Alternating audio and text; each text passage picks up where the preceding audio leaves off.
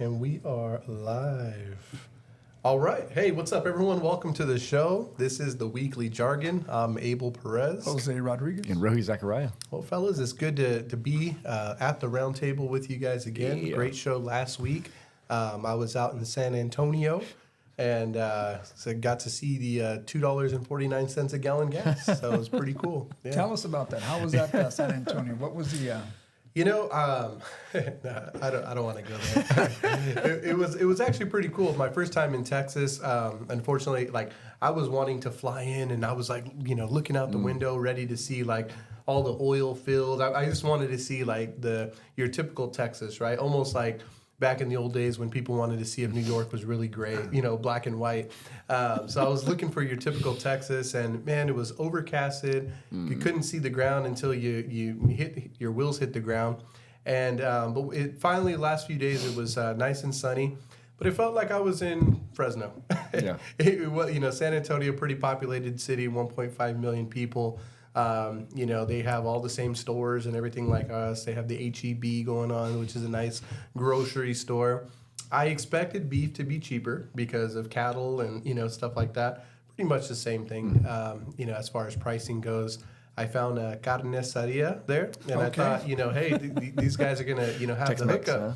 And, for some of your higher quality meats like your rancheras, $15 a pound. And I was like, yep, same as California, man. So those things, there was some items at the grocery store a little cheaper.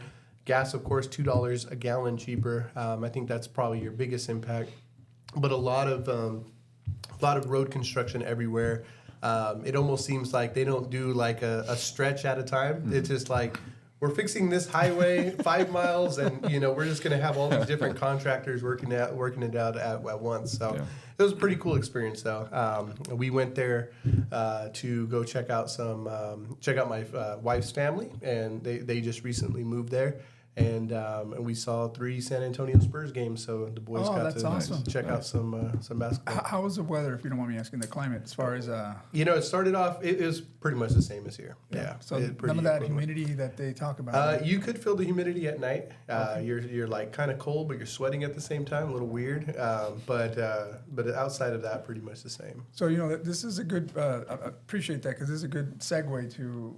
why people leave to Texas from California, for example. And you hear a lot of that. I think you had some family. Sure. I know a lot of friends that are wanting to move out, and they ask me, hey, do you lend in Texas? Unfortunately, I don't, but we refer you to a lender out there. And a lot of the times it's the attractiveness of these prices that they have out there, right? These home prices that become very attractive in comparison to what you see here. So up until you move there, do you not realize like the property taxes and the consumer taxes that you pay? And really, I mean, you'd be surprised that after you look at, you weigh things out, yes, the house may have been cheaper, but now you're going to settle in and you're going to have to be accustomed to their property taxes, which is like maybe twice as much as California. It's like in the 3%.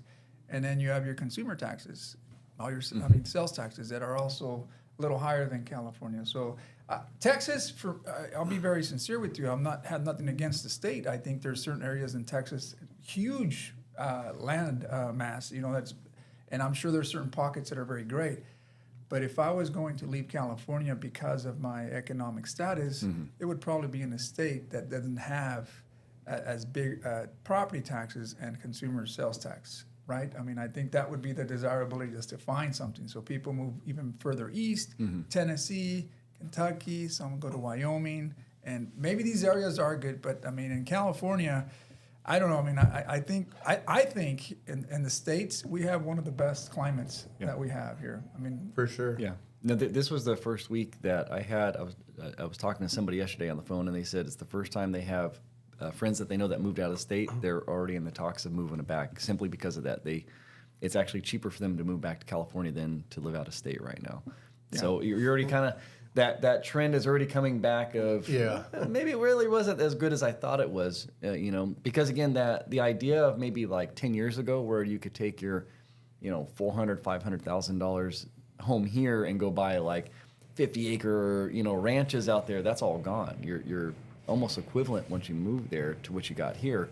And then I had somebody come in yesterday who was one of the the people who we're attracting right now, which is those homeowners, which sold his little small hut for $1 million, he said, and came in and bought a house here for $750,000, and it's huge in this mansion, and he's all excited, and I think it's a testament to what we've always talked about, which is Madera is the greatest place when you talk about weather and no natural disasters, and the land is still semi-cheap, and you could go take all that money that you're getting over there and actually get a decent plot of land. But we're doing the same thing at the other states right now. Is we're taking our big lumps of money and going to places like Texas, and you're seeing those, and everything's inflating again. So and Roy, you became a realtor just recently.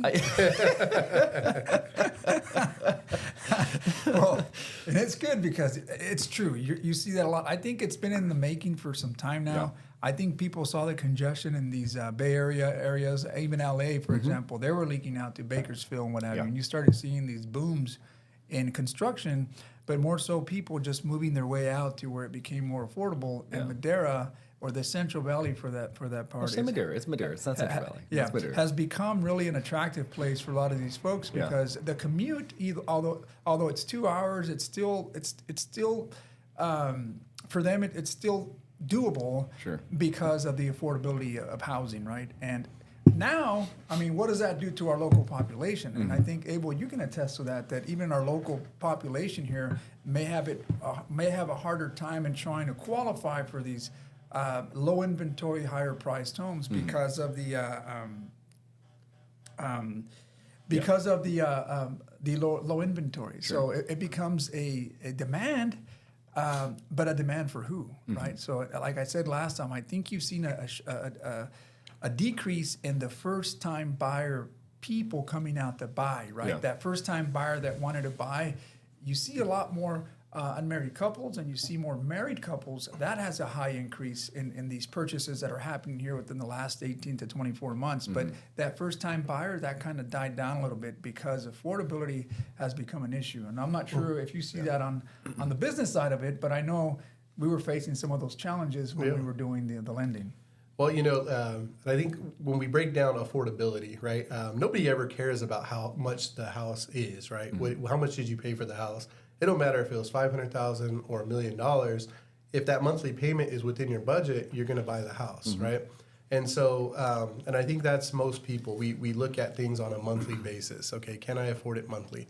And so what you have to consider is, we were in a pretty upscale area out in San Antonio, big giant houses. But these houses, $800,000 to $1 million. 3,500 square feet homes, gated communities, real beautiful.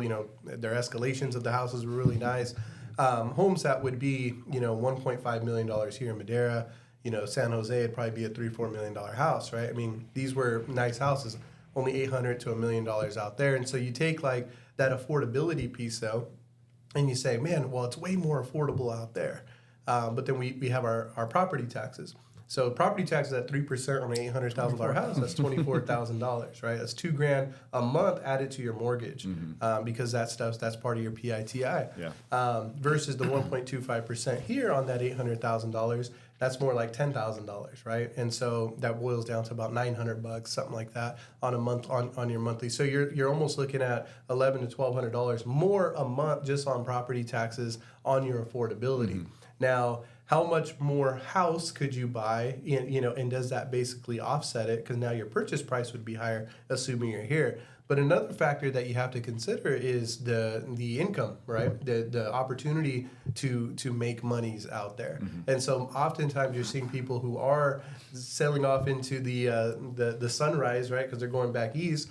They're going back to Texas, and they're usually retired. They usually have a plot of money. They don't need to earn anymore, and they're looking for that retirement, right? But somebody like our age, who we still have people under our roof that we have to support and get to college and so forth.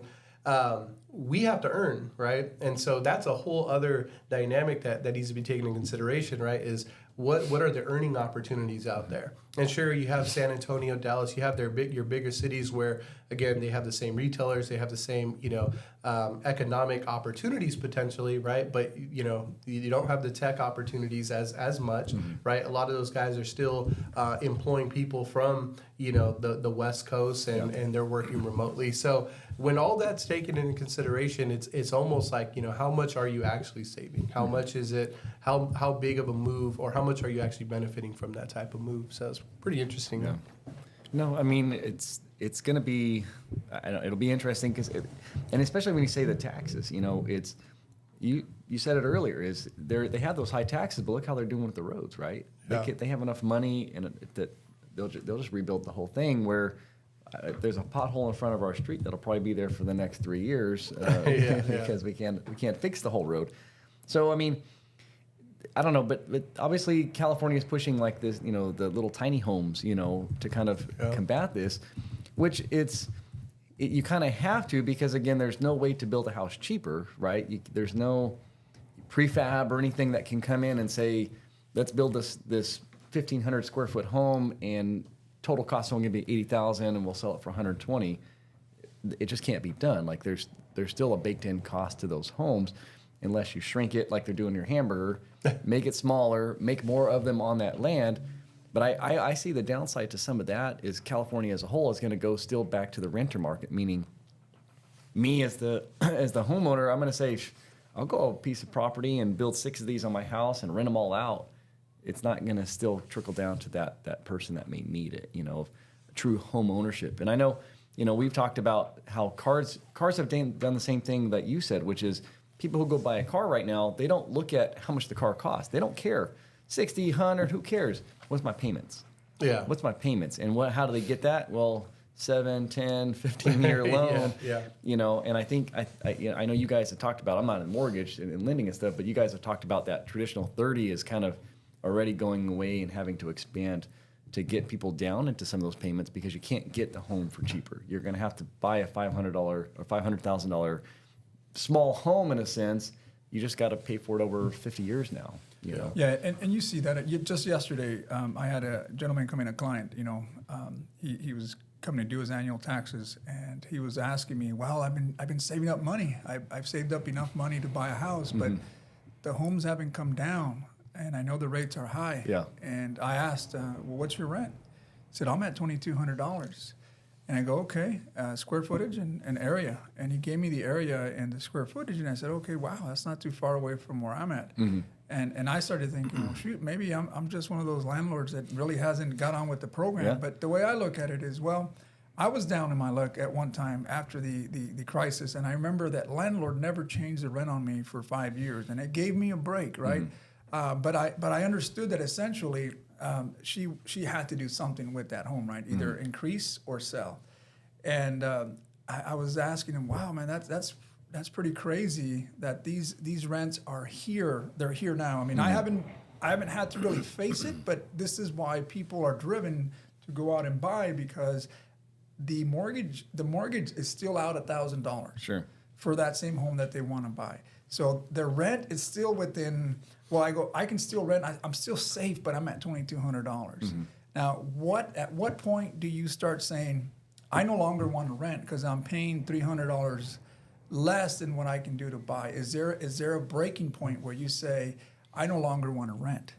Or can you tolerate these rent increases, and for how long? So, and I asked him, well, why wouldn't you want to buy? So we calculated the amortization, right, on a $500,000 purchase, coming in with $100,000, so that left $400,000 at a 7%. Over a period of 30 years, you were looking at $945,000 in payments. That includes the interest. The interest alone was over $545,000, assuming that rate stays like that for the next 30 years. So, and then you calculate the rent, right? I mean, well, obviously you gotta factor in the cost of living adjustment and what have you, and it's lower.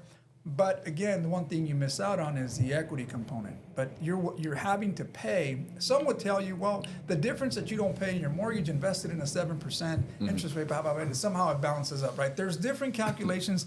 I'm certainly not discouraging anyone from not buying a home. As a matter of fact, I think Abel and I have always been proponents of saying, hey, if you can get into something because of need, or you want to take advantage of the equity component behind it, that's generational wealth that you can keep. Yes, you're going to take a sacrifice today, but in 30 years from now, I mean, we're not taking anything with us, and we know that. I mean, we're leaving that behind as a legacy or some to some benefit to some of our beneficiaries. But at the end of the day, I mean, that was a lot of money. I mean, I think that just to think that this is how much interest you're going to pay, it's crazy. But even here in Madera, we're starting to see those effects as well. Yeah.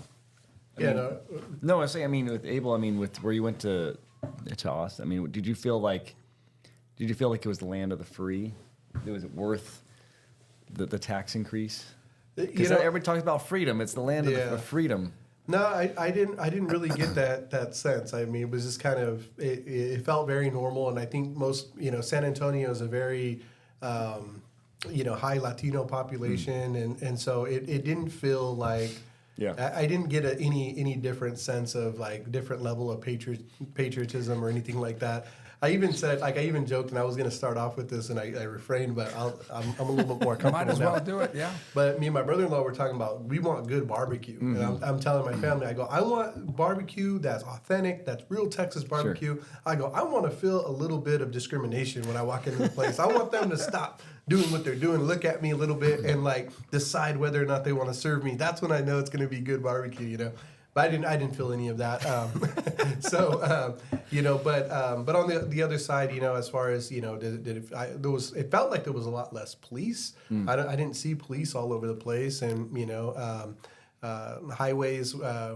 People. Somebody had mentioned like, oh yeah, people drive crazy here. A lot of people drink and drive out here. A lot of workers and stuff. They'll go to the bar in the mornings after work, and so just kind of keep an eye out. But honestly, man, I thought, man, people drive slow here compared to California. I'm in the fast lane driving 70, and nobody's passing me, and I'm thinking, this is weird, But it might have been luck of the draw. I was only out there for 4 or 5 days, so you probably need to spend a little bit more time out there to really, Did you get to experience anybody open carry? See guns on people's? I didn't. I didn't see any of that. Yeah, no. As much as freedom they have to do that, I'm still thinking that people are reserved. I think, right? Because I mean. The big cities, you don't see it too much. So, I'm sure out in the farm or out in the farm open. It's a little harsh. Open the. I'm not saying it's not San Antonio and then farm. Well, I don't mean San Antonio, but up in the farms or the open areas, you may see that more, right? Yeah. Open well fields or something like that. But anyhow, I wanted to also address. You said $2,000 a month for that $800,000 deal. I mean, that's huge. Yeah. Well, here in California, just to let you know, there is a proposition out there that allows you to carry some of your property tax at the age of 55 or older. I think you can do that up to 3 times in your lifetime. But if I had a property tax rate here when I purchased this home at $35,000 and I'm paying less than $500 a year, then I can take that that property tax rate with the equal value to a different county in California and utilize that. I would just pay for the difference. So if I sold my house here at $500,000 and I purchased $1 million condo over at Monterey, then the difference in the property tax would be the $500,000. So you would pay only your tax rate that you're paying here plus the additional added assessment that you have on that, which makes it affordable for people because retirement is always that thing. Well, I'm going to take my money. My government money that I get, it's a fixed rate, and I'm going to take it over to Texas, or I'm going to take it to one of these states where I'm going to spend it. And I go, well, that's fine, but California is giving you an opportunity also to downsize, find yourself a home, and at the same time utilize that exercise that right you have there with your property tax, and that's a game changer for a lot of people. The way I look at it, I may have a 2,200 square foot home, but shoot, if my kids are out and we're empty nesters and I want to scale down to like 1,000 square foot home condo or something, I can do that maybe in Malibu. I mean, at some point, right? Maybe. Yeah. Well, I mean, do you see the push to maybe not move out, but build yourself one of these ADUs and then rent your big house in front of you? And and this came before the city council not too long ago. I think there was some conversation on that here. And one of the questions that I ask is, what is the amount that you can build? I mean, I think there was up to 8. 8, yeah. Right? Which is not practical. You can't it's really not build practical, yes, because it wouldn't still confine with a lot of the zoning stuff. But for the most part, I mean, to your point, if I could do that, I don't know. I mean, it would be a better way to create more inventory again for housing needs.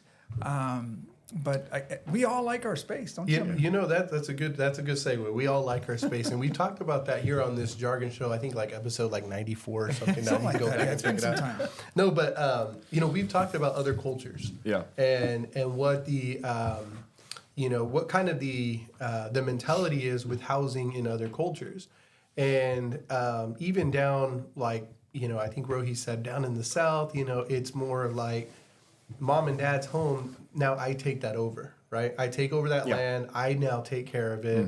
And mom and dad, they just kind of get to retire, right? Maybe there's a house in the back that they just kind of retire in, right? And it doesn't always have to be my space, right? My space, your space, and I have my plot of land. And even with like, the Prop 13 tax, tax reform or whatever that allows you to do what you're saying, downsize, why not downsize right there on your property in the back of in a nice ADU and let your son or your daughter now take over and sell them the house, right? Yeah. So you have retirement funds, obviously at a fair price, at a discounted price because they're your kids, right?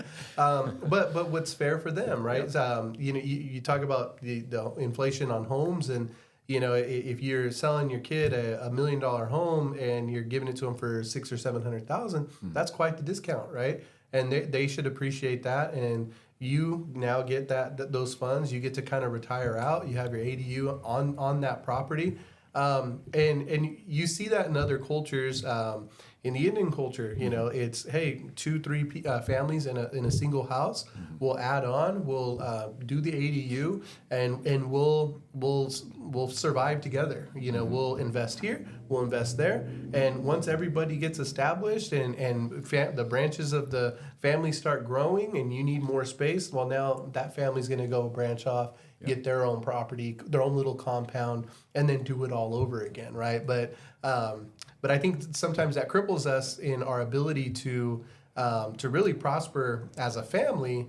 Is we have that yours, mine, mom, dad's, and everybody has to kind of like try really hard to survive in life, because we have our own expenses. Well, it almost sounds like you're talking about a commune, or in a sense like what social groups do, right? And again, not that I'm trying to promote the socialist movement or anything like that, but just the word itself. Look at the word commune is like a community, right? That's exactly what that is. And in many cases, I think we're driven with the idea that individual goals or individual way of doing things is better than doing it as a family unit or as a community, right? So this is where you get that media that drives us to say, oh, you can do it on your own, go do this, get away from your parents, go to college, get in debt.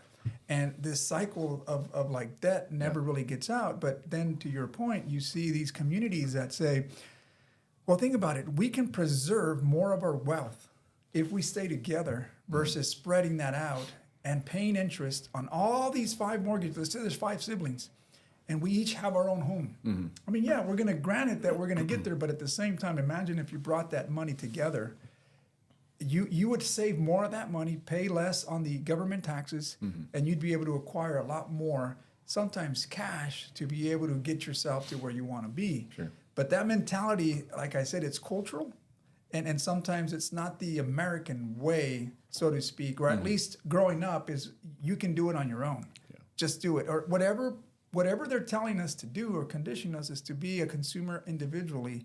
Take your family, you do your own, get your white picket fence. That dream has slowly faded away, and we're starting to go back to these ideas that, hey, this makes sense. Why am I going to take my kids that are struggling out of college and go out and put them to go out there and figure it out on your own when we have the ability to do this here together?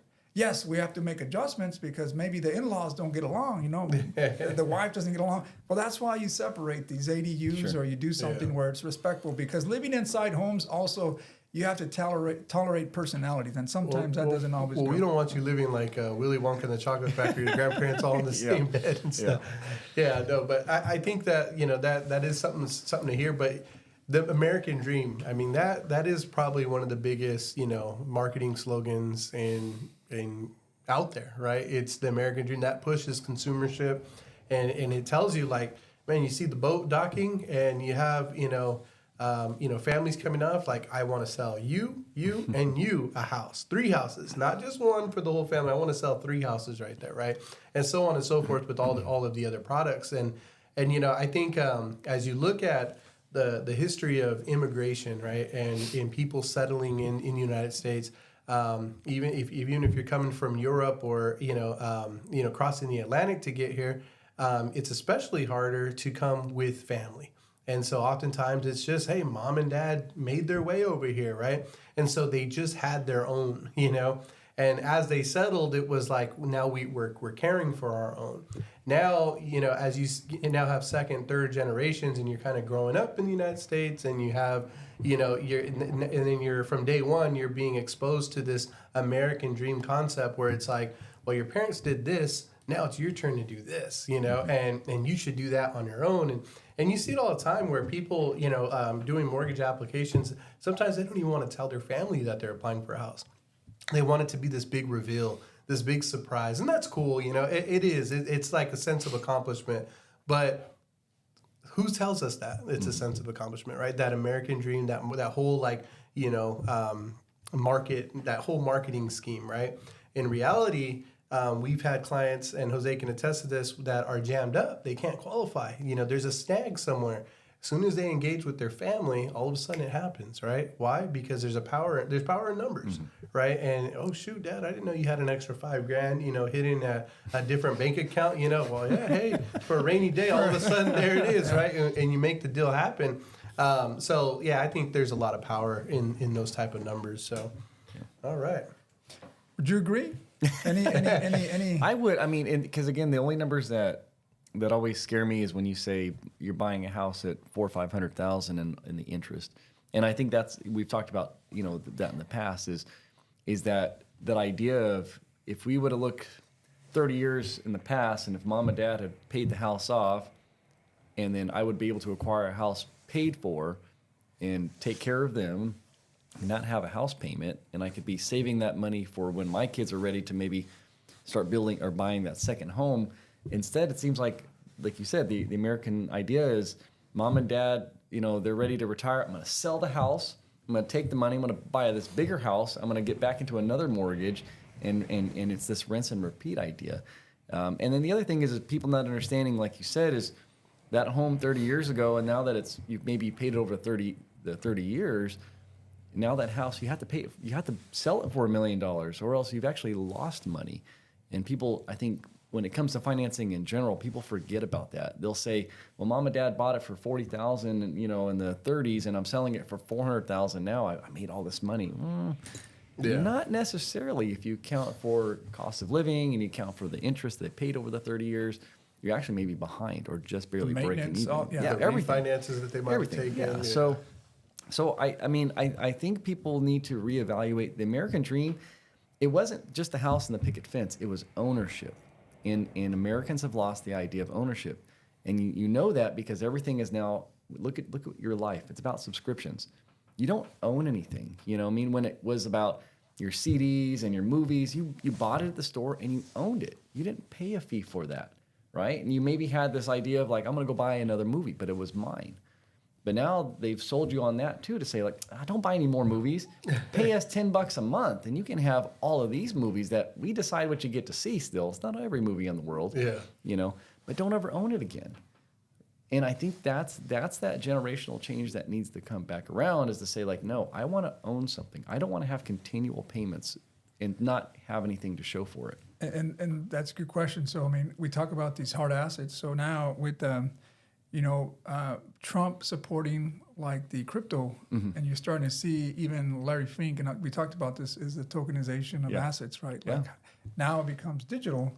And with that, where does that put you now? If that is the case now, where you don't really have something you can hold on to that's tangible, but rather these digital things that you have no control over. Well, Sure. you have limited control, right? But again, does that give us that? Is that a step closer to just becoming ran by complete, government. But see, that's where if you get into the philosophy of crypto was a decentralized system, but what you've had, and that's why the hardcore developers of this are upset, is because you had this decentralization, and then now we have it going back into a centralized market of control of, oh, you want to be able to spend it? Oh, well, now you have to use this platform, whatever, which is controlled by an entity. Instead of saying, well, Jose and I, just like I would my normal dollar, if you need $5 for that, I'm going to give you the $5. I'm just going to send it to you in my app that nobody can control, nobody can stop it. That's what crypto is supposed to be about.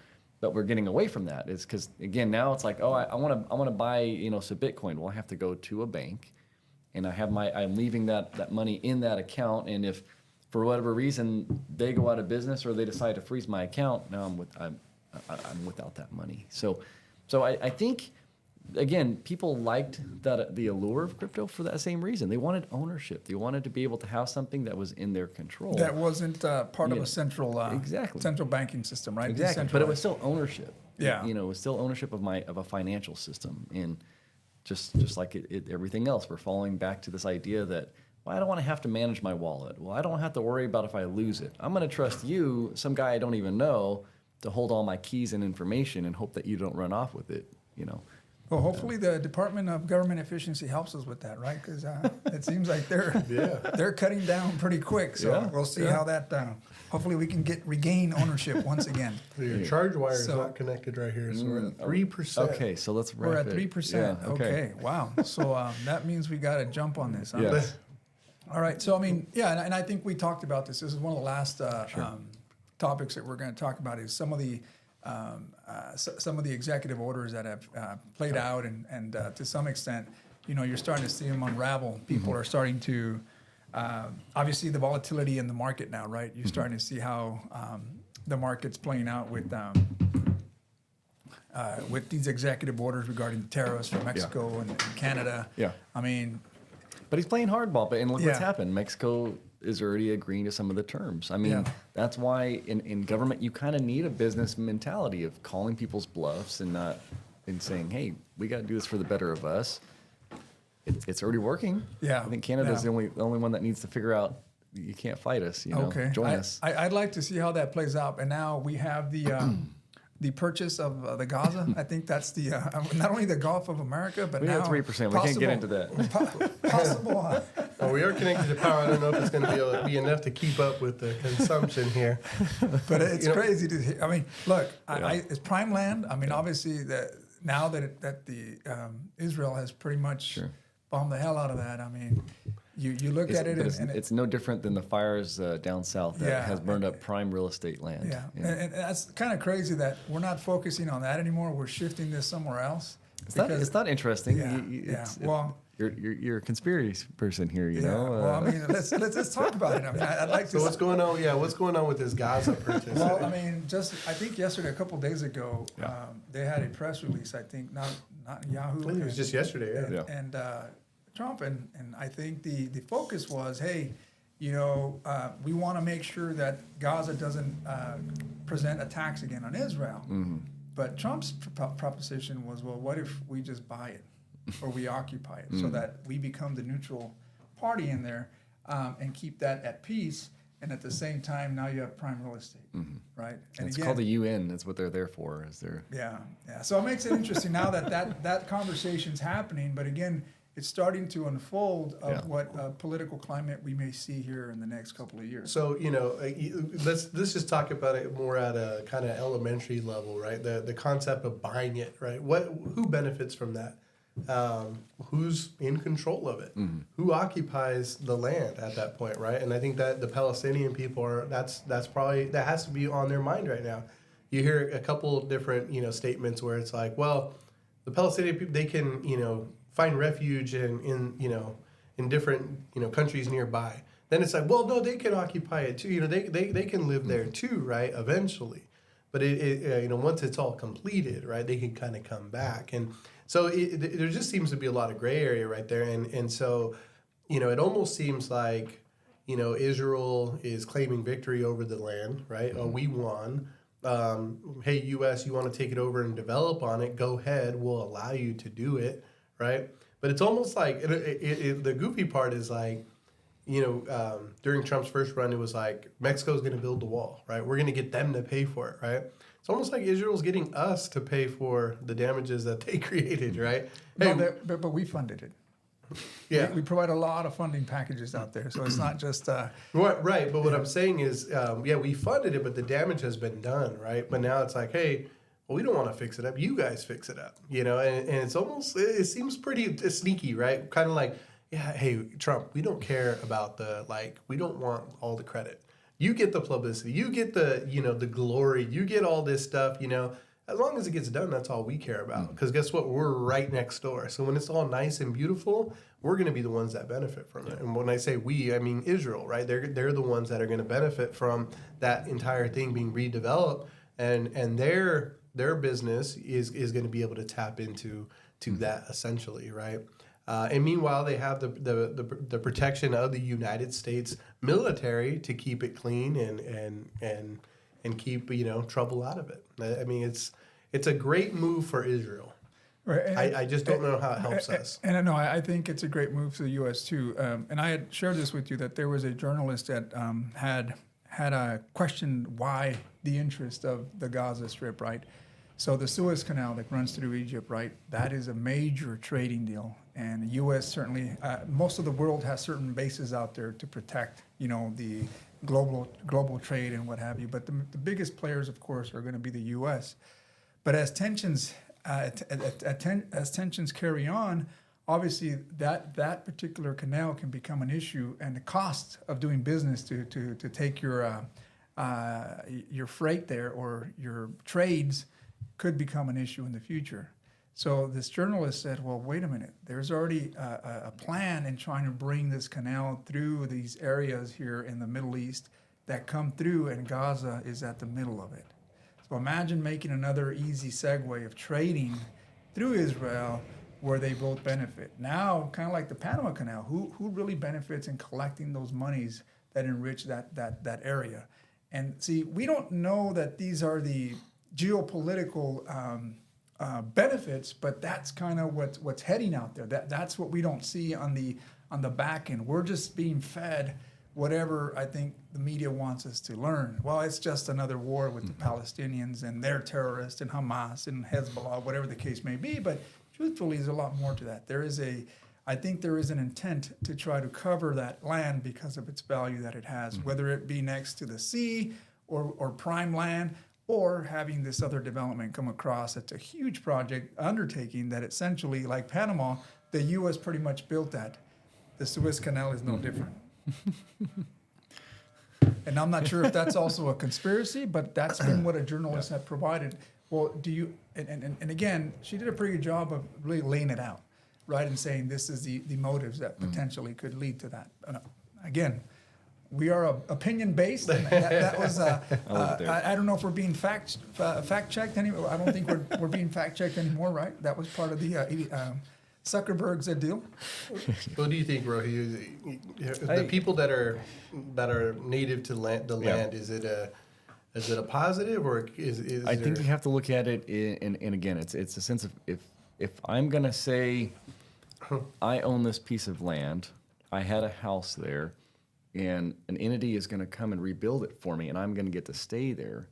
That's one aspect. I think that's what they're pitching to people. But what you're having is, if you come in and you clean everything out, and again, there's no proof of ownership, and we start building these, huge skyrises or mansions or hotels, you're gonna do what we're doing in the United States. You're gonna price the average person out because these people don't have money. They don't have, they don't have anything there. So if all of a sudden they say, "Hey, we rebuilt your house, but by the way, you got to pay a deed on it, or you have to pay a mortgage on it." Well, how can I afford it? Well, you don't have to afford it. There's another place that'll take you right now. So because you got to really look at these as more of like they're homeless at this point. These again, they're refugees. Right. They've had anything they've owned completely destroyed. And this is not like the United States where you can just go down to the, your mortgage lender or your deed place, and say, "Hey, can you show me my piece of paper that says I own this square piece of land?" It's not really like that. Kind of like so now you have to prove ownership. Like in Los Angeles, that's what they're doing right now, right? Yeah, you have to prove ownership, and if you can't prove ownership, Okay, well, it's not yours. It belongs to the United States of America now, or whoever there's going to claim ownership. So that's where it on the surface looks good because they can rebuild it and they're going to make it beautiful again. But if it's not yours or mine, and I can't have say of what I do with it after it's done, that's where they're going to say they're going to force them out. So when you visit Hawaii, when you visit certain of the islands, like for example in Maui, a lot of the locals that are there, their resentment with no different occupation, especially on these prime lands where you build these huge resorts and what have you, it really takes away from them, and they're able to express that in saying, we want our independence, right? Yeah. Again, this is America. It's a United States state, right? But again, if you go inland and you start seeing the folks that live there, and in some cases, it's the point of poverty, but they don't have any. They don't have any holding to any of that other prime real estate. That's where you see a lot of these American interests, right? But that's what they did with India. I mean, that was the whole reason why we saw this influx of money coming here is that the government allowed them to finally sell their property that they couldn't for so long, and they were able to benefit from it. And that's what I'm saying. You kind of have to have that same idea of freeing them and saying like, okay, here's your thing. We've rebuilt it to maybe the standards of what is, or maybe better, and then you can sell it. And now you have this money to go wherever you want if that's what you choose, or to stay there if that's what you choose. But I don't think that choice is going to be there. I think it's like you're saying, it's almost going to be more, I've tried to explain it more like the Native Americans, where they're going to say, we're taking your stuff, we're going to, well, we feel bad for you, so we're going to put you in this reservation. This little square box, this is yours. It's a whole lot less than you had, and it's in a worse condition than you had, but it's yours. You just can't leave it. And I think that's what you're going to kind of see. We may subsidize you a monthly stipend so that we keep you happy, right? But and that's unfortunate because obviously, it's not like we haven't seen that before. And again, I think that's the premise of how capitalism works in some way, right? Command and conquer. Yeah, but again, it could be manifest destiny, but in Israel, right? We did it here, and we're going from coast to coast. And beyond that, and am I saying anything's wrong with that? Well, you look at ancient civilizations. That's the way they expanded. The Roman Empire, the Chinese empires as well. And every civilization that you see, this is how it is. You conquer for resources so that you can get it cheaper and then retain it within your own country. Anyways, I think those are good topics. Hopefully next week we have additional exciting topics that we talk about. Yeah, the trash can kicker, he says, do you three gentlemen believe in global warming? So that might be a good subject for next week. Let's tackle that next week. Obviously, we got about 3% on that battery. I don't think we can tackle that. That requires at least 50%. Yeah, a little bit more. So thank you for your comment, Trash Can Kicker. We'll definitely kick next week's show off with that subject on global warming. So I like that. Yeah. All right, we prepared. So we have a topic to talk about next week. Anyone else looking to bring up some topics, please bring them out. We'd be more than happy. Like, subscribe, and share. All right. And for sponsorship opportunities, advertise your business on this show right here. We have some great deals going. Speak to Jose Rodriguez, our marketing executive there. All right, guys.